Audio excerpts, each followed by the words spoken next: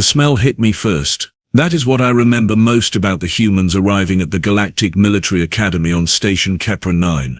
Not their appearance, which was strange enough, with their bilateral symmetry and those unsettling forward-facing eyes. Not their reputation, which preceded them like a supernova's shockwave through every inhabited system. No, it was the smell, a mixture of something organic and sharp, like ozone mixed with rust and determination. My name is Vrell. I am, or was, the chief weapons instructor at the Academy for 17 cycles. I had trained cadets from 463 species. I had seen beings with 16 arms fumble a basic plasma rifle. I had watched methane breathers master projectile weapons in zero gravity. I had even taught a sentient cloud of gas particles how to operate a targeting system. But nothing, absolutely nothing, prepared me for the humans. The first batch arrived on a Tuesday.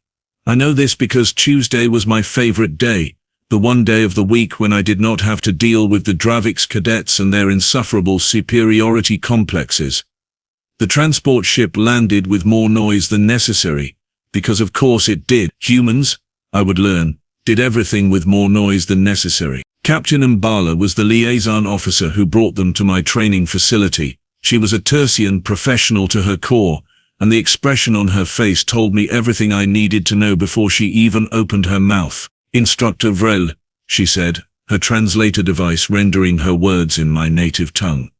I am delivering the human contingent. 20 cadets. They have completed basic orientation. I clicked my mandibles in what passed for amusement among my species.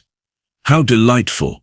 And have they been warned about the equipment? Extensively. And the safety protocols? Memorized, tested and certified. Then why do you look like someone who has just swallowed a Vexian spine worm? Captain Mbala did not answer. She simply gestured toward the landing bay doors. They walked in like they owned the station. 20 humans, each one dressed in the standard issue cadet uniform that somehow looked different on them. Too casual, too confident. Their leader, a female with dark skin and hair pulled back in what I later learned was called a bun, strode directly to me without hesitation. She stopped exactly 1 meter away, which was the regulation distance for addressing a superior officer, but something about the way she held herself suggested she was doing it because she chose to, not because she had to. Sir, she said, her voice clear and direct. Cadet Lieutenant Emma Kowalski, reporting with the human contingent for weapons training certification. I looked her up and down. She was average height for a human, which made her short by galactic standards. Her eyes were brown, which I found oddly disturbing. Most species had eyes that reflected or refracted light in predictable ways. Human eyes seemed to absorb light, to pull it in and hold it. Cadet Lieutenant, I replied using my translator, I am Instructor Vrell. Welcome to Weapons Training Facility 7. You and your unit will spend the next 6 cycles learning to operate every weapon system in the galactic arsenal. By the end of your training you will be certified for combat operations across 14 different environmental classifications. Yes, sir, she said. We are ready to begin. Such confidence. Such delightful, naive confidence. Excellent, I said, feeling my mandibles twitch with anticipation. This was going to be entertaining. Follow me to the range. The weapons training range on Station Kepra 9 was a marvel of engineering. It spanned 3 kilometers in length, with holographic target systems, variable gravity settings, and environmental simulators that could replicate everything from the methane storms of Helix 4 to the crushing pressures of deep space void combat. The observation deck where I conducted my initial briefings overlooked the entire facility, giving me a perfect view of every cadet's performance, and more importantly, every cadet's failure. I had arranged 21 weapon stations along the first 100 meters of the range, 20 standard-issue plasma rifles for the cadets, and 1 special station at the far end. My favorite teaching tool. Form a line, I instructed, and the humans obeyed with surprising discipline. They moved in unison, each one taking position behind a weapon station without crowding or confusion. Interesting. Perhaps they had some training after all. This, I said, gesturing to the plasma rifles with one of my upper manipulation appendages, is the PA-77 Plasma Assault Rifle. It is the standard issue weapon for 70% of galactic military forces. It weighs 19 kilograms when fully charged. It fires superheated plasma bolts at velocities approaching 0.3 light speed. The recoil force is equivalent to approximately 450 newtons. In your human measurements, that is roughly 100 pounds of force with each shot. I paused, watching their faces. Several of the cadets exchanged glances. Good. They were beginning to understand. This weapon, I continued, is designed to be operated by beings with significantly greater mass and muscular density than your species possesses. The Krell, for instance, average 140 kilograms of pure muscle. The Thoraxians have exoskeletons that distribute recoil force across their entire body structure. Even the Centauri, who are only slightly larger than humans, have reinforced skeletal systems specifically evolved for high-impact activities. One of the cadets, a male with red hair and an expression that suggested he found everything hilarious, raised his hand. Yes, Cadet? Sir, are you saying we cannot use these rifles? Oh no, Cadet, I replied, feeling a surge of satisfaction. You can absolutely use these rifles. The question is whether you can use them effectively. The galactic standard for basic certification requires hitting a target at 50 meters with at least 7 out of 10 shots. Most species require both hands and a bracing stance to achieve this. Some require additional support structures. The red-haired cadet nodded slowly. And if we cannot meet the standard, then you fail the course, return to your homeworld, and humanity's application for full membership in the Galactic Defense Coalition is delayed for another 5 cycles while we wait for the next group of cadets. I clicked my mandibles again. No pressure, of course. Cadet Lieutenant Kowalski stepped forward. Sir, permission to speak? Granted. Sir, we understand the challenge. We are prepared to meet the standard. May we begin the qualification? I loved this moment. The moment before reality crushed expectation. I had seen it 4,097 times in my career. The confident cadet, certain of their abilities, reaching for a weapon that would teach them humility. You may begin, I said. The targets will appear at 50 meters. You have 60 seconds to fire 10 shots. Accuracy is measured electronically. The range is hot. The humans moved to their stations. They picked up the rifles, and I saw several of them struggle with the weight. Good. They were learning already. Then something happened that I did not expect. They adjusted. Cadet Lieutenant Kowalski hefted her rifle, found the balance point, and shifted her stance. Her feet spread wider, her left hand came up to support the barrel, but her grip was different from what I had taught to other species. She pulled the stock tight against her shoulder, her body angled, presenting a smaller profile. The other cadets did the same, each making small adjustments to compensate for the weapon's weight and recoil characteristics. Targets live, the range computer announced. Holographic targets materialize downrange. Standard humanoid silhouettes, exactly 50 meters away. The first shot came from Kowalski. The plasma bolt screamed through the air with a sound like ripping fabric, and the rifle's recoil drove her back half a step. But she kept her grip, corrected her stance, and fired again. And all 10 shots hit the target. I stared at the readout. 10 out of 10. Impossible. She was too small, too weak. The recoil alone should have knocked her off balance after 3 shots, maybe 4. Next, cadet.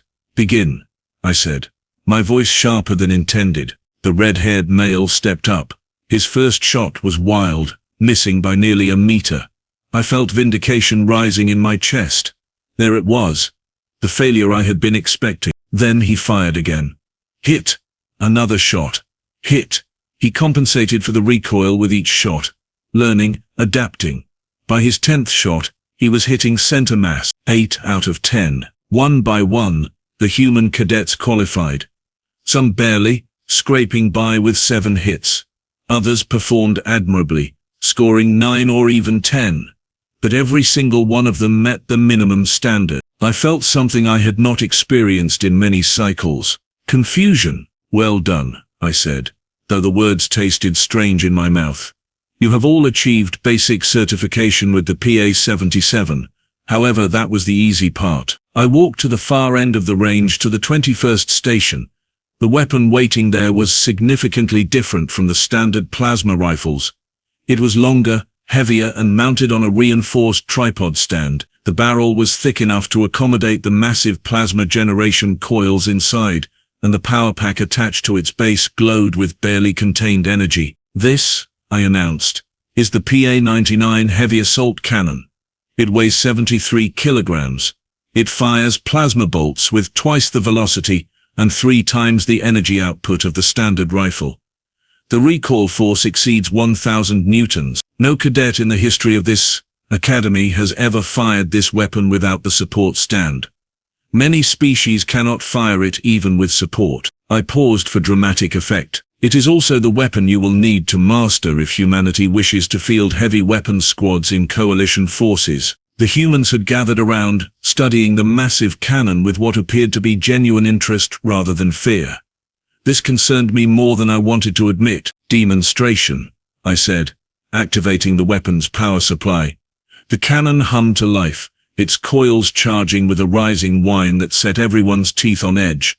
I gripped the handles, braced myself against the support stand, and aimed downrange at a reinforced target 200 meters away. The cannon fired with a sound like a thunderclap. The plasma bolt, easily 3 times the size of a standard rifle shot, streaked through the air and struck the target dead center. The reinforced material exploded in a shower of sparks and molten debris. The recoil nearly knocked me off my feet despite the support stand and my species' natural stability. I caught myself, straightened, and turned back to the humans with what I hoped was a suitably intimidating expression. "As you can see," I said, "this weapon is not for the faint of heart or weak of body. It requires size, strength, and exceptional control. I do not expect any of you to fire it successfully without support. If you can manage one accurate shot with the stand, I will consider it a victory." Silence fell over the group. Then Cadet Lieutenant Kowalski spoke. "Sir, permission to attempt firing the cannon?" Oh, this was too perfect. "Permission granted, Cadet Lieutenant. Please demonstrate your capabilities." She approached the weapon with that same confident stride. She examined it from multiple angles, studying the grip configuration, the sight system, the power pack connection.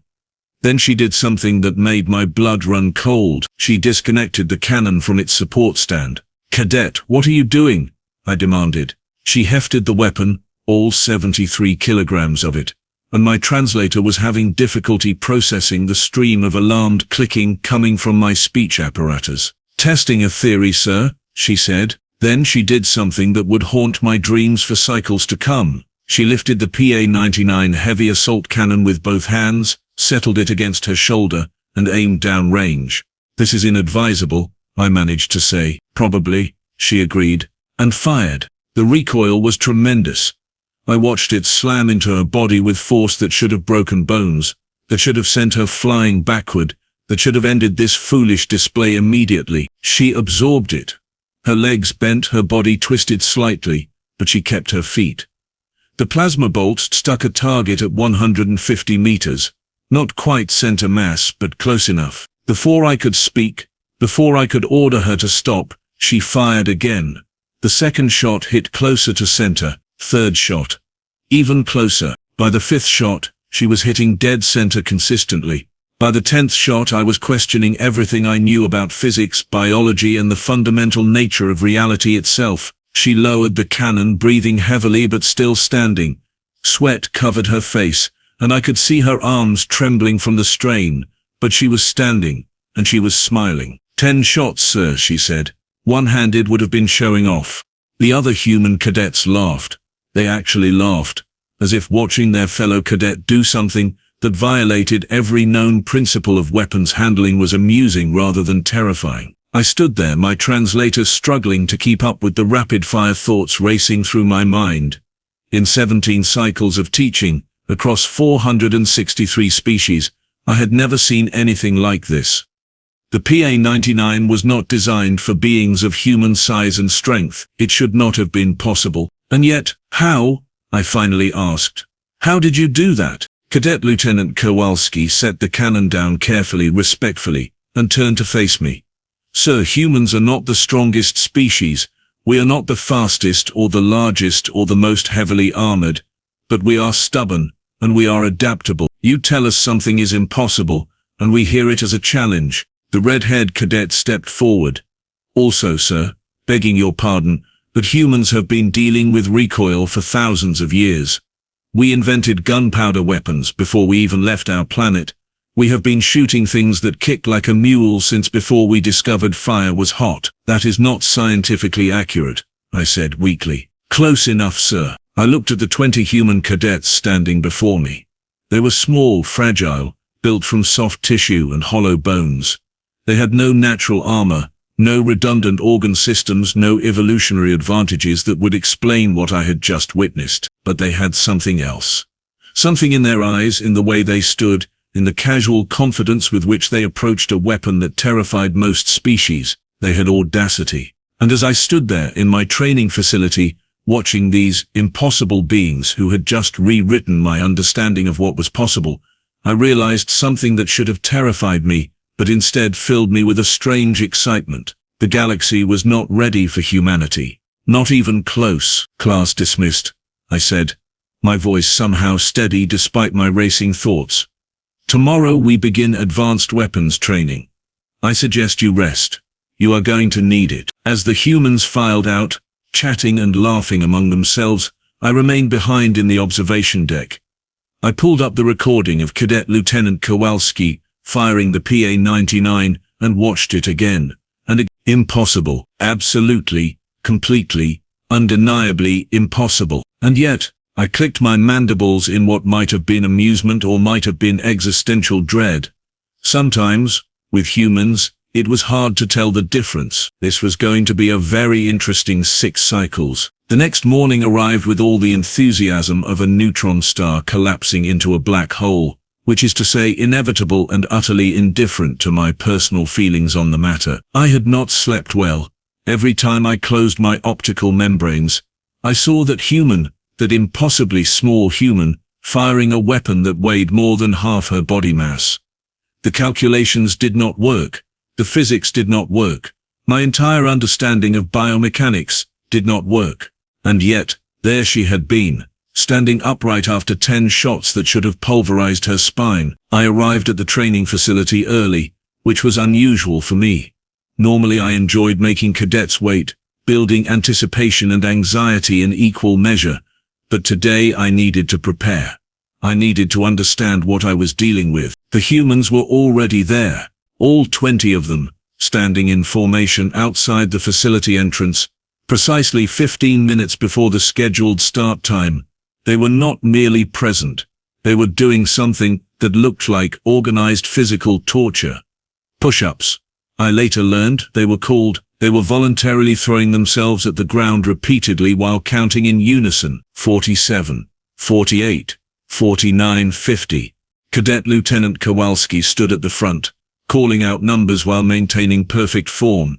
Her arms bent and straightened with mechanical precision, lowering her body until her chest nearly touched the deck plating, then pushing back up, over and over. I watched through the observation window, transfixed. Instructor Vrell, a voice said behind me. I turned to find Captain Mbala standing there, holding 2 containers of what appeared to be the stimulant beverage she favored. She offered one to me. I took it, grateful for the distraction. They do this every morning, she said, watching the humans with an expression I could not quite identify. They call it physical training.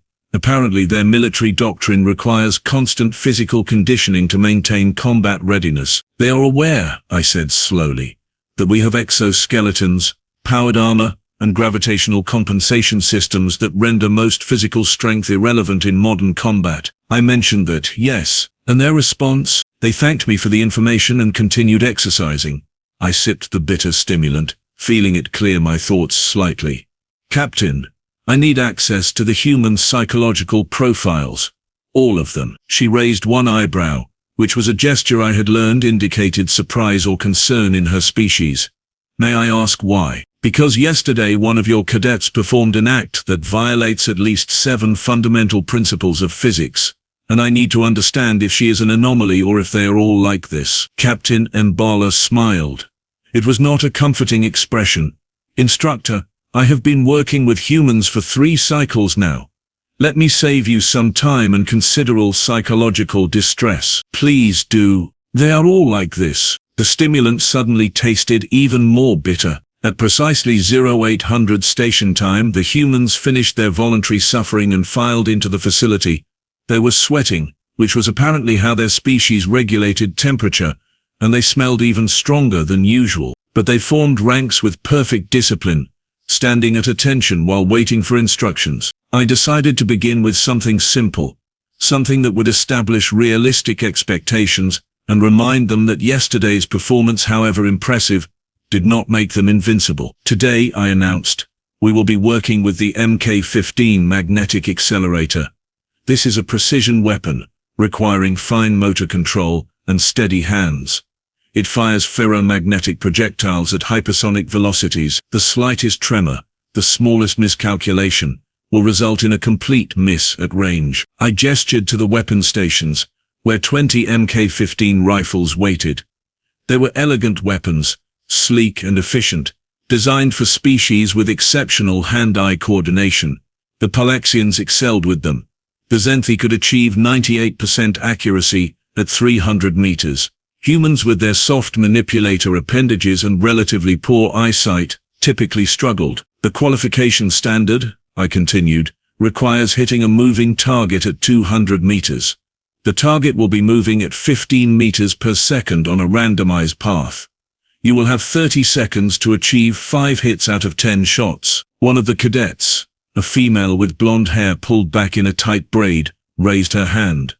Her name was Larson, according to my roster. "Yes, Cadet. Sir, what is the record for this qualification?" "The record is 9 hits in 22 seconds, set by a Palaxian cadet 4 cycles ago." "Why do you ask?" She smiled. "Just curious, sir." That smile made me deeply uncomfortable. "Proceed to your stations," I ordered. "You may begin when ready." The humans moved with practiced efficiency. They picked up the MK-15 rifles, checked the ammunition feeds, tested the sight systems. Professional, competent, exactly as they should be. Then Cadet Larson chambered around, shouldered her rifle, and spoke without looking away from her target. "Sir, permission to engage." "Granted." The target appeared downrange, a holographic disc 50 centimeters in diameter, moving erratically through 3 dimensions. The randomization algorithm made it nearly impossible to predict its path more than 2 seconds in advance. Larson fired. Hit. She worked the bolt action, chambered another round, tracked the target, fired again. Hit. The other cadets had begun firing now, the range filling with the sharp crack of magnetic acceleration and the ping of projectiles striking home. But I kept my attention on Larson. There was something about her movements, a fluidity that suggested this was not her first time handling a precision rifle. 5 hits, 6, 7. At 8 hits I checked the timer. 18 seconds had elapsed. She fired twice more in rapid succession. Both shots connected. 10 hits in 23 seconds. "Cease fire," I called out, perhaps more sharply than necessary. Cadet Larson stepped forward. She saved her weapon, set it down with proper protocol, and approached. "Yes, sir, that was adequate." "Thank you, sir. Where did you learn to shoot like that?" "My father taught me, sir. He was a competitive marksman back on Earth. I have been shooting since I was 8 years old." 8 years old? Your species allows children to operate weapons in controlled environments with proper supervision? "Yes, sir. It teaches discipline, focus, and respect for dangerous equipment." I processed this information slowly. "How many of your fellow cadets have similar experience?" She glanced back at her unit. "Most of us, sir. Humans have a long history with projectile weapons. Many of us grow up learning to shoot." This explained entirely too much and simultaneously raised far too many questions. The other cadets completed their qualifications over the next 30 minutes.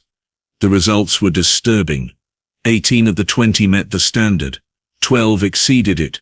2 cadets, including the red-haired male whose name I now knew was Murphy, achieved 9 hits, matching the record. I stood in the observation deck, reviewing the data, trying to find some flaw, some explanation that would restore order to my understanding of the universe. Instructor Vrell, Captain Mbala's voice came through my communication device. You have an incoming priority message from High Command. Can it wait? It is marked urgent. I sighed, which was a gesture I had picked up from spending too much time around oxygen breathers. Transfer it to my office. The message was from Admiral Keksin, the Thoraxian who oversaw all training operations for the Galactic Defense Coalition. His face appeared on my display screen, his compound eyes reflecting light in a way that suggested irritation. Instructor Vrell, he said without preamble, I have been reviewing the preliminary reports from your human cadets training, specifically the incident with the PA-99 heavy assault cannon. Yes, Admiral, I was preparing a detailed analysis of that event. Analysis will not be necessary. I am more interested in verification. Did a human cadet truly fire the PA-99 without support, achieving combat-accurate hits? Yes, Admiral. I witnessed it personally. I have video documentation. There was a long pause. Admiral Keksin's mandibles clicked in a pattern I recognized as deep thought. Instructor, I am going to share something with you that is classified at the highest levels. The information I am about to provide does not leave your office. Understood, sir. The humans have been evaluated by our xenobiology teams extensively. Their physical capabilities, while impressive for their size, are not extraordinary. They should not be able to perform the feats you have documented. And yet reports from every training facility across the coalition tell the same story. Humans consistently exceed predicted performance parameters by margins that cannot be explained by current scientific understanding. I felt my anterior limbs twitching with agitation. Admiral, what are you saying? I am saying that humans possess something we do not fully comprehend. Some quality that allows them to push beyond physical limitations. Our psychologists call it determination. Our sociologists call it cultural conditioning. Our philosophers call it the human spirit. He paused. I call it terrifying. Sir, respectfully, are we certain they should be admitted into the coalition forces? If we cannot predict their capabilities, how can we integrate them into standard combat doctrines? Admiral Keksin's laugh was a harsh, chittering sound. Instructor, the decision has already been made at levels far above both of us. Humanity has resources we need. Their industrial capacity is extraordinary. Their population growth is exponential compared to most species. And their warriors, he trailed off. Their warriors are unlike anything the galaxy has seen in 10,000 years. But sir, your job is not to question policy, Instructor. Your job is to train them to the best of your ability and document everything. High Command wants to understand what makes humans different. We are hoping you can help us figure that out. The transmission ended, leaving me alone with my thoughts and a growing sense that I had stumbled into something far larger than basic weapons training. I returned to the range to find the humans had moved on to the next qualification without waiting for my instructions. They were working with plasma grenades, practicing throwing techniques and timing sequences. This was supposed to be a lesson for tomorrow, but apparently they had reviewed the training schedule and decided to work ahead. Cadet Lieutenant Kowalski saw me approaching and called for attention. The humans stopped their practice and formed ranks immediately. Sir, she said, we completed the MK-15 qualifications and reviewed the next module in the training database. We hope it was acceptable to begin preliminary practice with the plasma grenades. Acceptable, I said. Cadet, you are supposed to wait for instruction before handling live explosives. Yes, sir. We are not using live grenades. We fabricated training dummies with identical weight and balance characteristics using the manufacturing station in the barracks. We wanted to practice the throwing mechanics before handling actual ordnance. I stared at her. You fabricated training equipment? On your own initiative? Yes, sir.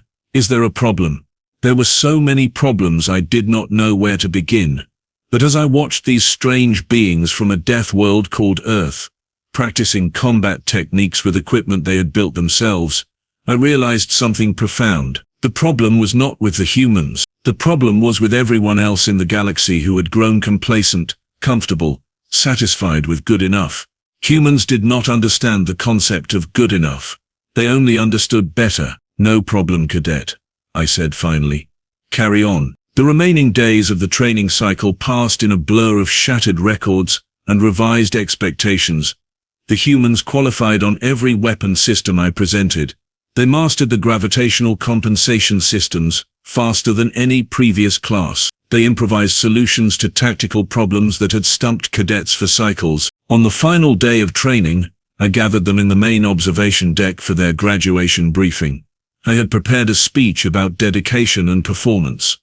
I had planned to commend them for their achievements, while maintaining appropriate professional distance. Instead, I stood before them and spoke from a place of genuine confusion and reluctant respect. "Cadets," I began, "in 17 cycles of instructing at this facility, I have trained beings from 463 species. I have seen exceptional students. I have witnessed remarkable performances. I have certified thousands of warriors for combat operations across the coalition." I paused, looking at each of their faces. "You are the most terrifying group I have ever trained." Several of them smiled. Murphy actually laughed. "You are small," I continued. "You are fragile. By every measurable standard, you should be among the weakest species in the galaxy, and yet you perform feats that violate my understanding of physics. You push beyond limitations that would stop other beings. You treat impossible as a suggestion rather than a boundary." Cadet Lieutenant Kowalski stood at attention, but I could see the pride in her eyes. "I do not understand you," I admitted. "I do not understand how you do what you do.